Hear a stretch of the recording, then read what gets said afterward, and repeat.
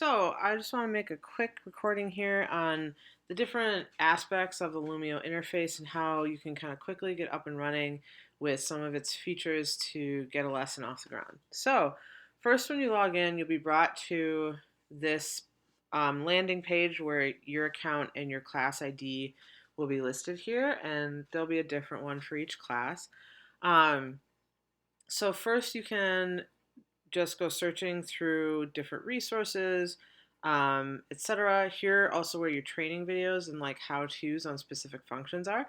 Um, but generally, once you like open a template or find something that you want to work with, again, think of them as very sophisticated PowerPoints in a way is how they look. Um, you can select on edit to make changes to it. Start is when you actually start the lesson like with your students in class. So you'll land here and then we're in editing mode so we can make changes to the experience we have. So we're on the tour of the interface. First things first, you want to basically be able to add things into your template, right? Or make additions specific to whatever your goal is.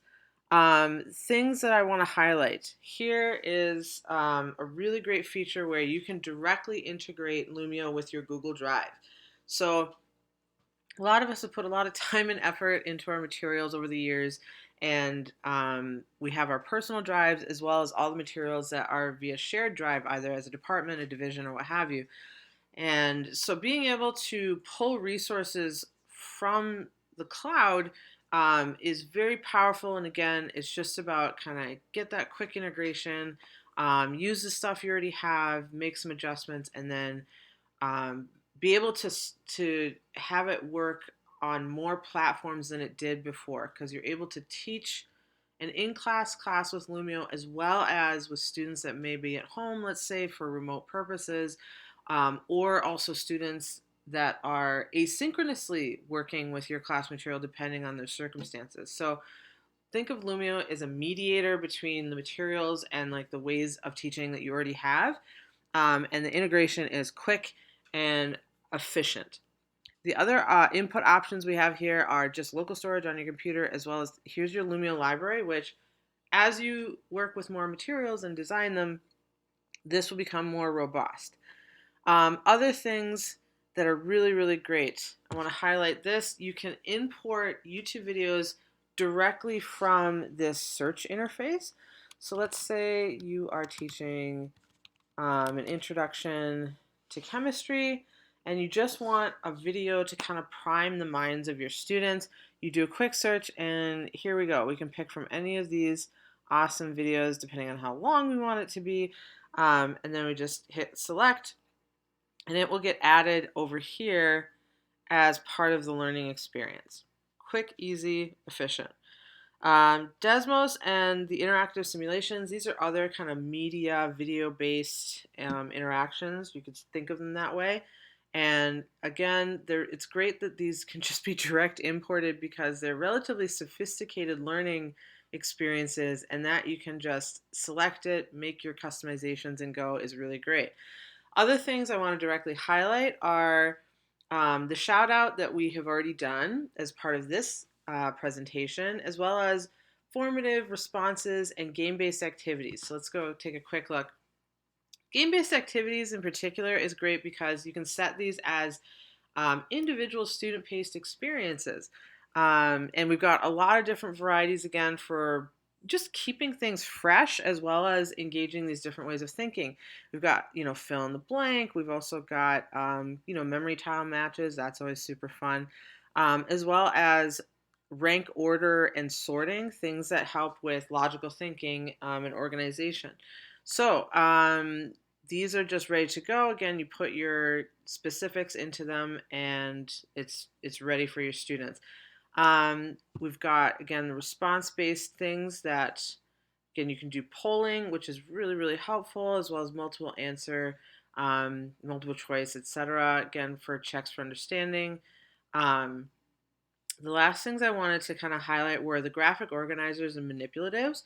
So again, can we produce these on our own? Yes, but are we all looking for a much more efficient use of time? Yes. So we've got all these different templates here that we can just take it, again, put our different prompts in and then have the students work with it quickly. And again, any of these you can either make as a classroom activity or also an individual activity. So each student can work on their own copy of this as well as in small groups. Very powerful. We've got things for the scientific method, kind of specialized ways of organizing. Really, really great. Story mapping. This takes quite a lot to build, and it's just ready to go for you. So take a look through this and see which ones work for you. The last one is manipulative. So these are, again, things that take quite a while to build, and they're just waiting for you. So we've got things like fraction tiles, as well as working with different forms of math expression that, the notation itself is kind of what takes the time to work around because it's not just strict text based. And so we've got a lot of different mathematical expression options, base 10 blocks, things like that. We've also got things where kids can build words. Again, just another way of thinking and working with vocabulary. The last thing I wanted to highlight for the manipulatives is it's even inclusive of music. So the musical staff is a graph in and of itself, and the notation is not at all text-based. So that this is here, students can just go in, write a musical phrase, write harmony as an individual, as a class, as a small group, and then the teacher can give feedback in real time. Seeing the students' work is very powerful and helpful. Right, so this part, so let's say you've got your content built in, and we want to start making some edits essentially to it. We've got our selector tool, our text edition, and as well as our image editions, because we want to kind of make our stuff a little bit more interesting, prompt different ways of thinking. So again, we're teaching, let's say, a lesson on Intro to Chemistry. So let's see what images come up. Great, this one looks super fun. You can basically pull your image and then drag it directly into the slide or particular part of your lesson that you're looking at. It takes a bit to upload, and then once it does, you'll notice that it saves, and then you're good to go.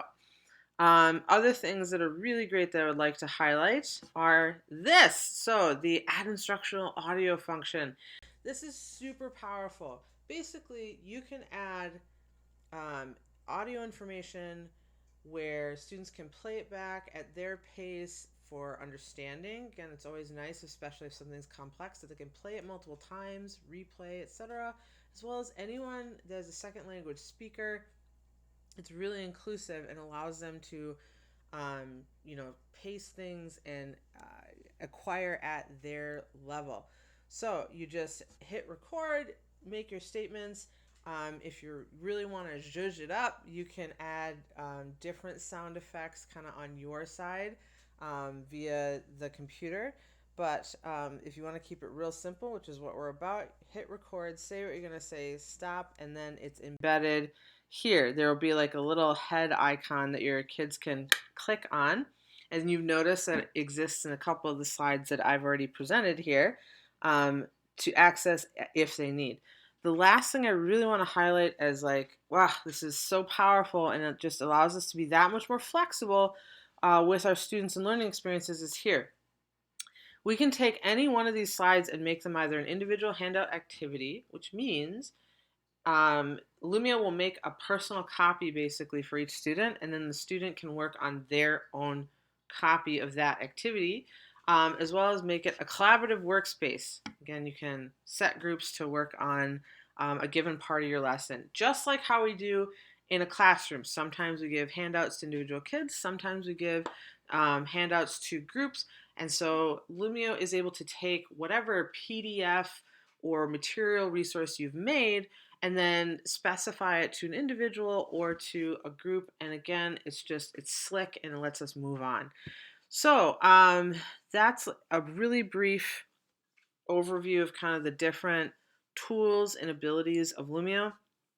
And it just lets us kind of manifest our intentions with students and get the learning going. It's very intuitive, as you can see, with the icons, the organization, so that as you become more fluent, your workflow becomes more efficient, and the quality of learning experience for your kids improves as well.